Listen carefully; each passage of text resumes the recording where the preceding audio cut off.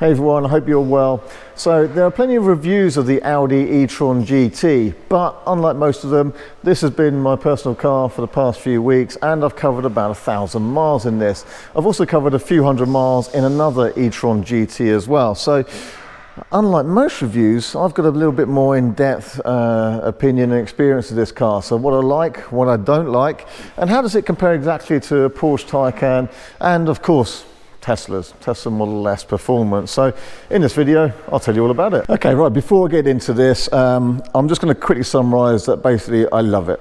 However, I have now sold this car, and I'll tell you why in a moment. But when I pick out any negatives, do take them in the right context, because actually overall, I've been a really big fan of this car and I do love it. So I want to highlight my experiences so far with my time in this car and all the pros and cons, plus some of those comparisons with the other cars, because ultimately each one has its pros and cons and is better at some things than others. So I do love it. It's been great. However, I have now sold it. Let's tell you why I've done that exactly. Okay, firstly, let me just tell you about the exact spec of this car. It's just a standard Audi E-Tron GT. It's not an RS, it's not a Vorsprung. It has two extras. One is the Daytona grey pearl paint, which is very nice. It looks really great in the sunshine, almost a little bit chromy.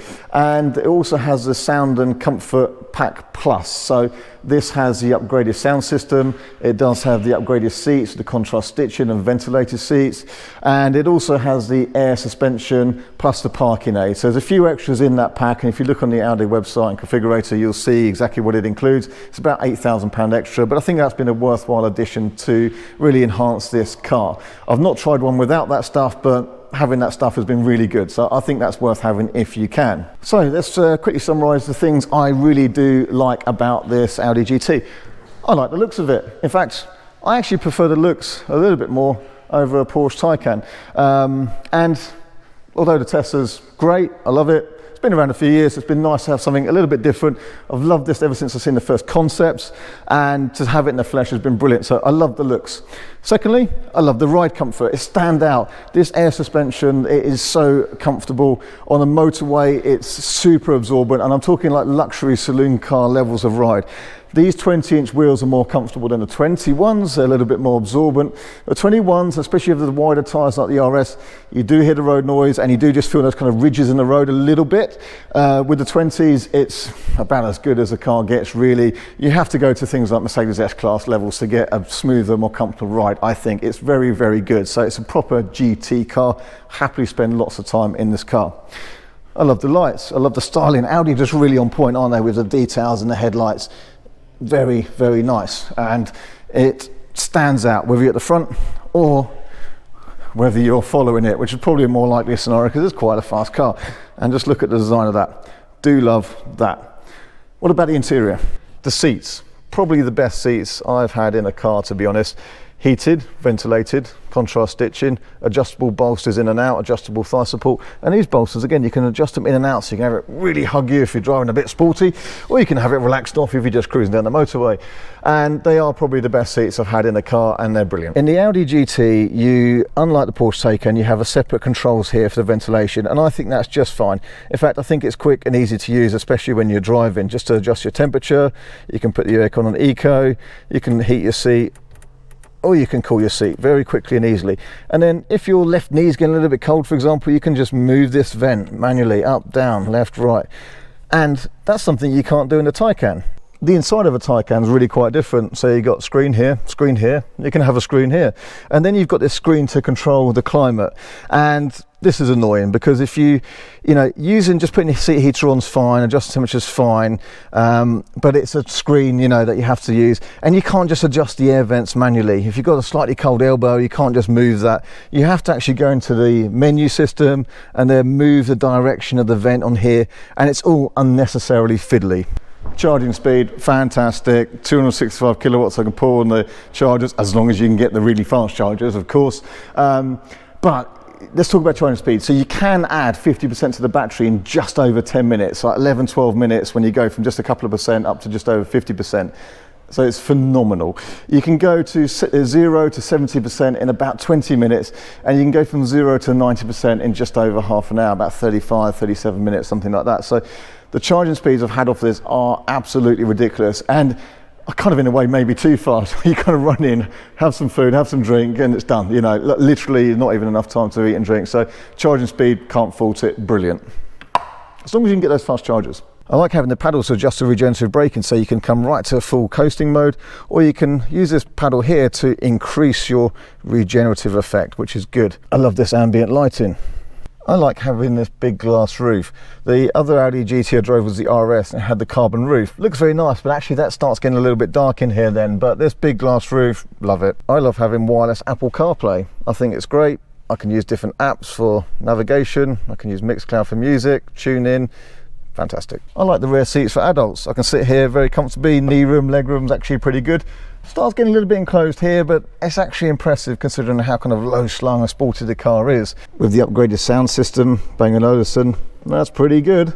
I like the practicality of having a ski hatch, so even with 4 adults you can still put a bit of wood or something in there, skis of course. So now let's cover what I don't like about it. Number 1.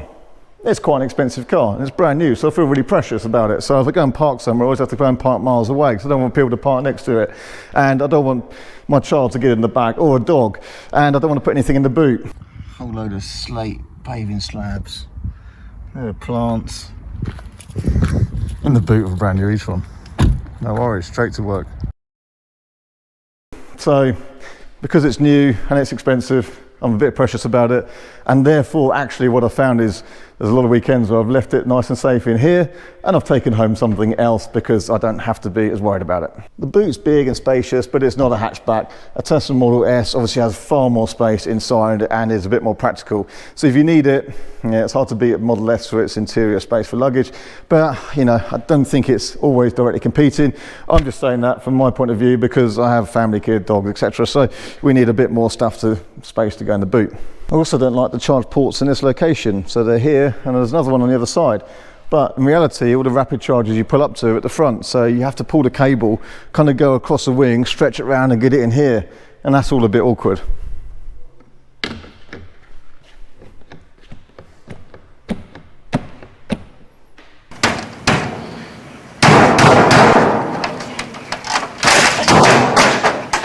I don't really like this front grille. I mean, if this was a car that I'm going to keep, then I think I'd have to make this a darker colour. But it's got a front grille, and although I do love the look of the car, it's kind of replicating like it would have a radiator like any other car. So I think something kind of different needs to be done there. Don't like the fact it has this transmission tunnel in the middle at the back. It's not really a 5-seater. You know, you can see this is a very narrow seat, but it would be nice just to see it as a flat floor. I mean, why is it there? Don't really like the center console storage. I don't like the shiny black plastic. This is going to get scratched and marked quite quickly. This bit here isn't big enough for phone rest. And in here is where you're meant to put your phone. But if you can see, it's very awkward. And you have to feed your phone in and down, and then it's kind of under your arm. So it's a bit awkward. I would love to see a better kind of console and phone storage solution. The Audi interface takes a bit of getting used to. It's okay, it's not brilliant, and you can tell it's kind of a you know, run across the range and isn't specifically EV. I would like to see, you know, quicker settings to get to your charge limit, for example. So here, charging efficiency, charging, and set your target charge limit. Target. Bring that down. So it's just a few stages, and it should be something a little bit quicker to get to that, I think, unless I'm missing a trick somewhere along the line. But it's okay, you get used to it. You can have your mapping on here, or you can split this screen, so you can come across, swipe left. So you can see sometimes like that, it just didn't do it the first time. And you can show that kind of preview window there, it's pretty good. Yeah, I like this. You can have your mapping on display here. You can do a lot of different configurations here. This is good, this is fine, I like that. Nice detail, nice graphics. This front overhang, it's quite low and it's very long overhang. So I think we're gonna very easily see some cars with some damage under here, certainly some scrape marks. And I think one thing you've got to be really careful of is if you park right up to a charger and you have to come right up because the charge port's on the side, is just be careful that when you back away, you don't get caught on a curb and pull this front bumper off. I can really see that happening. However, you can lift the car, but that's not as easy as doing it in a Porsche. So you can lift the car, but you have to go into Drive Select, come to here and hit raise. And then the car lifts up.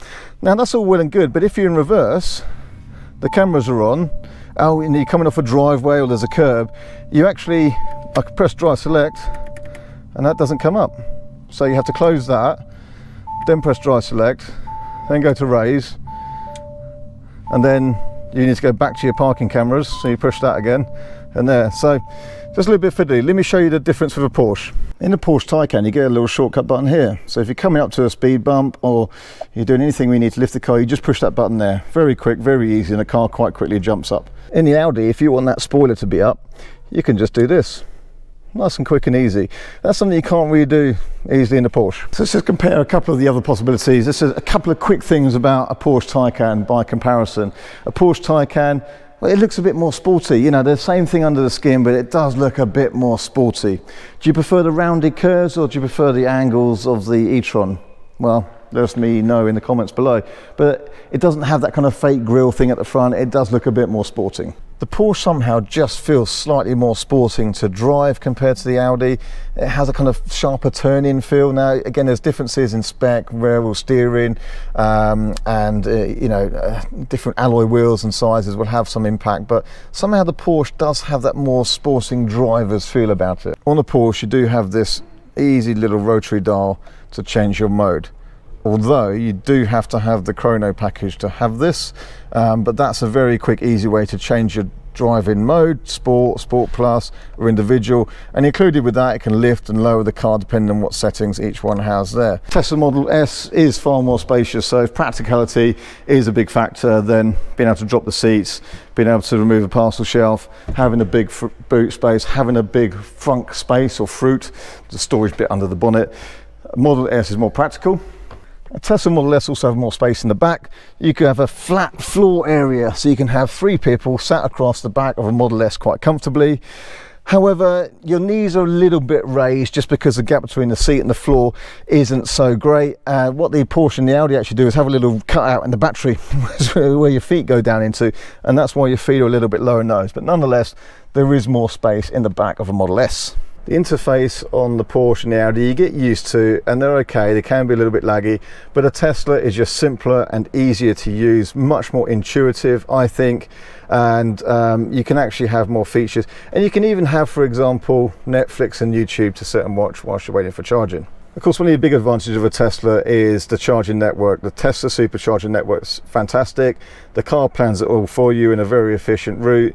You know you're going to turn up to the chargers, there'll be plenty of them, they'll be working, you just plug in, there's no apps, and some Teslas even have free supercharging. So as I navigate here from Bournemouth to Glasgow, it quite easily plots out a couple of quick stops for me, which will be efficient. In the Audi and the Porsche, the cars will plan charging, but they're not always going to be brilliant. You are much better off doing your own research to check for an efficient place to stop and charge, which will give you the maximum power that those cars can take. In a Tesla, you have to bring up the menu, go to driving, and then pick ludicrous if you really want the full performance. So again, not as easy to rotary dial, but a Tesla with ludicrous mode is very fast, very, very fast. If you want to keep up with a Tesla with ludicrous, you have to have a Taycan Turbo, or you have to have the Audi E-Tron GT RS.